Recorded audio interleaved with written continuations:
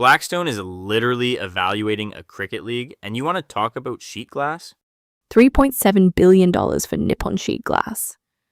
Yes, Nate. I care more about Apollo buying actual cash flows than your vanity sports projects. Sports are the new software. It's a massive land grab. It's private equity getting bored, just like Netflix quietly buying Ben Affleck's AI startup. Wait, Ben Affleck has an AI startup? The footnotes on that one are wild. But first, show me the math on Apollo's Glass Act. The rundown. So Equitech puts out this massive report saying buyers are finally getting cautious about AI assets. They want actual paths to profitability. And literally the same day, what happens? Netflix quietly scoops up into Positive, which, if you missed the filing, is an AI filmmaking startup founded by Ben Affleck.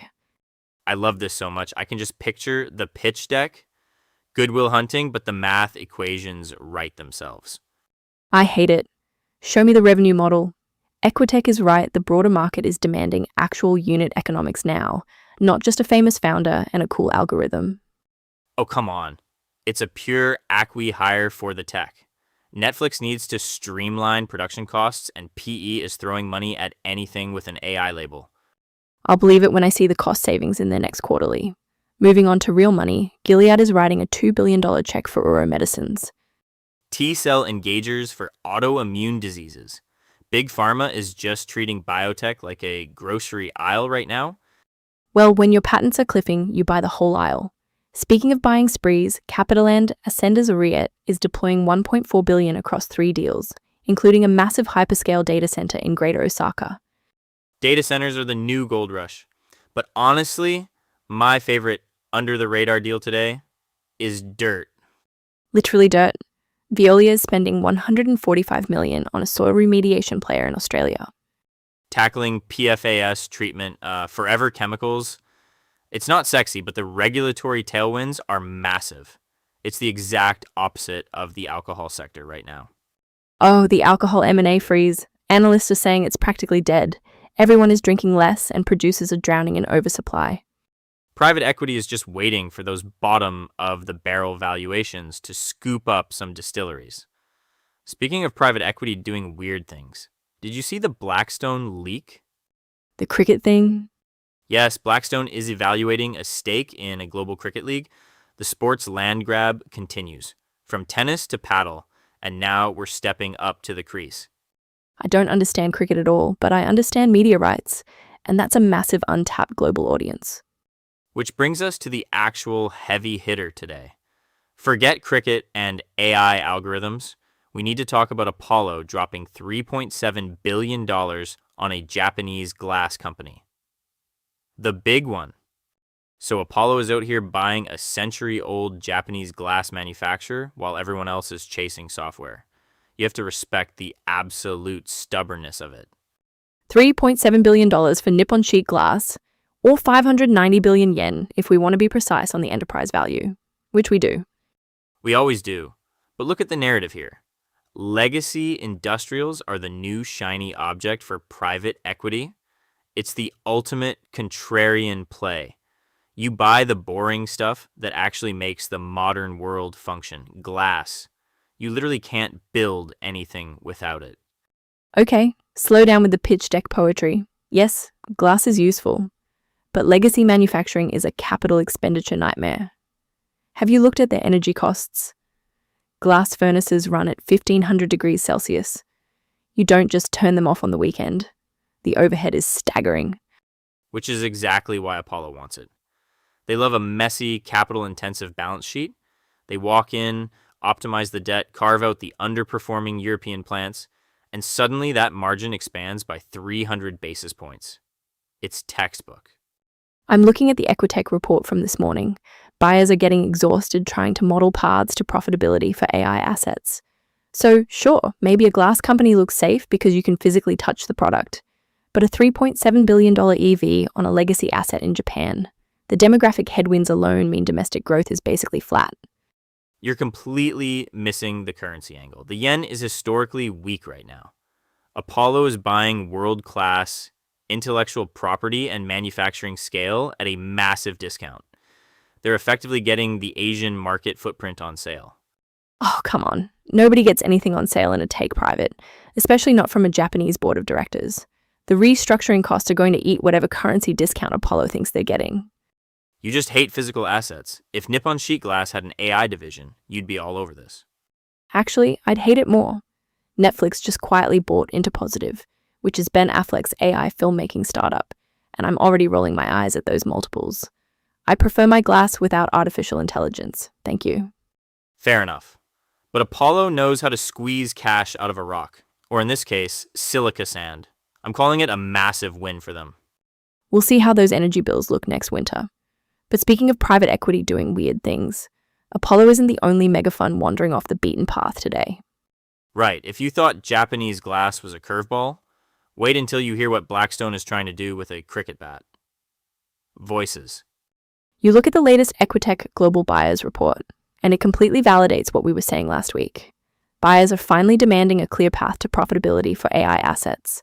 The blank check era is officially over. I hear you, but the gossip out of Hollywood completely contradicts that logic. Netflix just quietly scooped up Interpositive. The AI filmmaking startup? Founded by Ben Affleck? Yes, so tell me with a straight face that Netflix bought a celebrity AI startup because of its rigorous path to profitability. Oh, come on.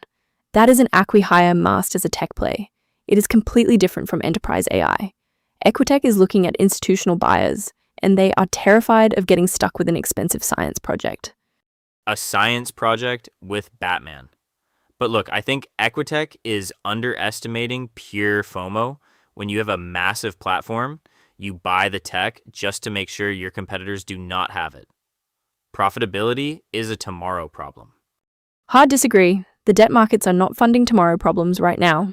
Unless you are Netflix paying with cash, you need cash flow. Which actually segues perfectly into the other analyst note going around this morning. The alcohol M&A deep freeze? Exactly. Analysts are saying alcohol deals have completely stalled. Producers are drowning in oversupply because a huge chunk of consumers are just drinking less. The sober curious movement is destroying my beloved banker vice. But seasoned investors are just hovering. They are waiting for literal bottom-of-the-barrel valuations. That was a terrible pun, Nate. I am not apologizing for it. Distilleries are heavy on fixed assets. When those multiples crash, private equity is going to swoop in and buy them for the real estate and the barrels alone. Speaking of private equity swooping into unexpected places, we need to talk about Blackstone stepping up to the crease. So, spill the tea. I still cannot believe Netflix actually bought Interpositive. The Ben Affleck AI startup? Because nothing screams pure technological innovation quite like the guy from Armageddon. Hey, respect the hustle. Netflix scooped it up super quietly. It actually makes total sense if you think about how desperate Hollywood is to cut production costs right now. They want AI filmmaking tools in-house. See, I completely disagree. I just read the new Equitech Global Buyers report, and the whole thesis is that acquirers are finally demanding actual paths to profitability for AI assets. They want real tech, not just vibes and celebrity founders. You think this is just a vanity play? I think Netflix is buying a press release. I want to see the actual software architecture Ben Affleck is allegedly coding. Until I see the code, it is vaporware.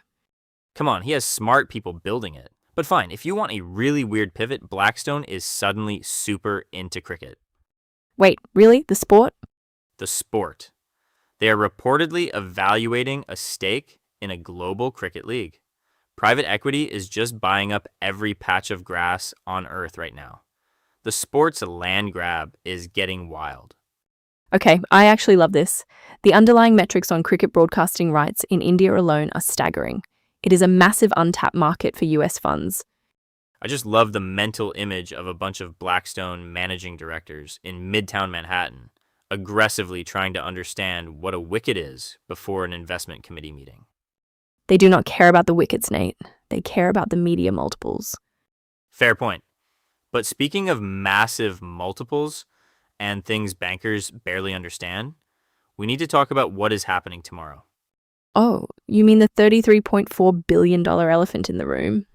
Exactly. GIP and EQT trying to swallow AES Corp. Regulatory hurdles are starting to pop up, and we need to tear that financing structure apart. Tomorrow's radar. Tomorrow, I'm obsessively refreshing the terminal for the financing details on that $33.4 billion AES Corp buyout. GIP and EQT teaming up, that's a massive check to write in this rate environment. Exactly. The regulatory hurdles are obvious, but I want to see how they're actually structuring the debt. You just love reading debt covenants. I'm watching Netflix quietly scooping up Interpositive. Wait, the AI filmmaking startup?